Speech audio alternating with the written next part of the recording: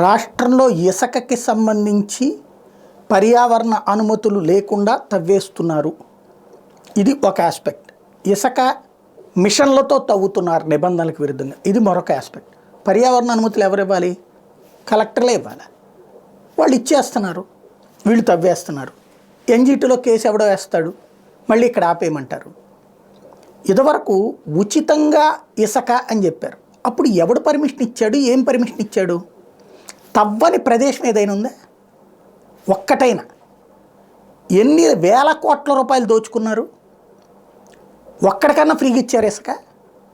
ఆనాడు ఏనాడు రాయని పత్రికలు ఇప్పుడు పదే పదే రాస్తూ రెచ్చగొడుతూ ఎన్జీటీలు, కోర్టులు ఇవన్నిటి వెనకాల ఖచ్చితంగా ఒక మాఫియా ఉంటుంది.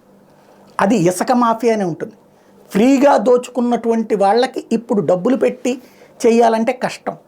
రెండవది, ప్రభుత్వాలని అస్థిరపరిచే కుట్ర. ఇక్కడ అసలు పాయింట్ ఏంటంటే, వెంటనే ఈ మాట అనగానే జగన్ సూట్ కేసులు పట్టుకొచ్చి ఇచ్చేస్తాడు. అసలు పాయింట్ ఏంటంటే, ఫ్రీగా ఇసుక అన్న రోజున ఎవడో ఆపలా.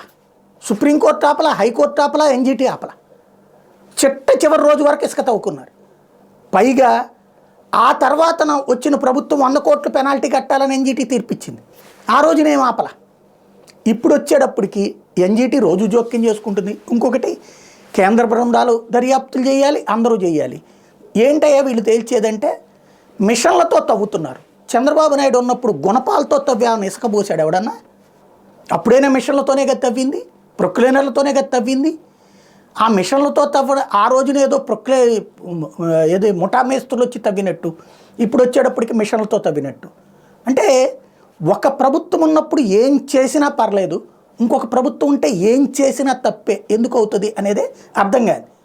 ఇక్కడ ఇది జగన్ మీద ప్రేమ కాదు, ఈ జరుగుతున్నటువంటి మోసం పచ్చి దగ.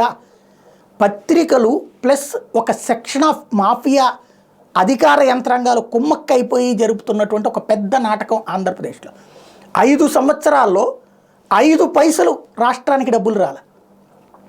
చంద్రబాబు గారు ఉన్నటువంటి 5 ఏళ్లలో 5 పైసలు రాష్ట్రానికి డబ్బులు రాలా. ఉచితం అని చెప్పారు, కానీ ప్రతి ఒక్కడు డబ్బులు పెట్టినే కొన్నాడు.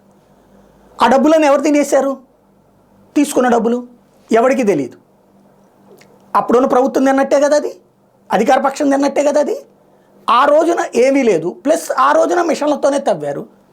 ఇప్పుడు వచ్చేటప్పటికి ఇసుక తవ్వడం తప్పు, మిషన్లతో తవ్వడం తప్పు, మనుషులతో తవ్వకపోవడం తప్పు, ఆ అనుమతి లేదు, ఈ అనుమతి లేదు. అంటే ఒక ప్రభుత్వం ఉంటే ఏమైనా చేయొచ్చు, ఇంకొక ప్రభుత్వం ఉంటే ఏమీ చెయ్యకూడదు అనేటటువంటి ఒక విచిత్రమైనటువంటి పరిస్థితి ఆంధ్రప్రదేశ్లో. ఏంటి, ఏ వ్యవస్థలన్నీ కలిపి ఇక్కడ నాటకాలు ఆడుతున్నాయి అంటే, రాష్ట్ర ప్రజలు తేల్చాలి. ఇదొక మాఫియా లాగా, మాఫియా రాజ్యాలు నడిపిస్తారా? ఇప్పుడు ఫర్ ఎగ్జాంపుల్, రాజశేఖర రెడ్డి పోలవరం కాలువలు తవ్వుతుంటే మధ్యలో భూములు ఇవ్వమని చెప్పి అడ్డుపడతారు.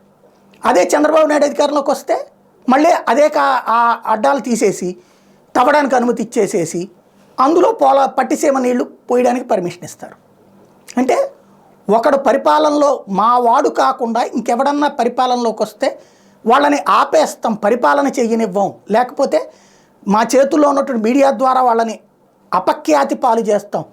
రాజశేఖర రెడ్డి బతికున్నంత వరకు ఎవడన్నా రాజశేఖర రెడ్డి మంచోడని రాశాడా?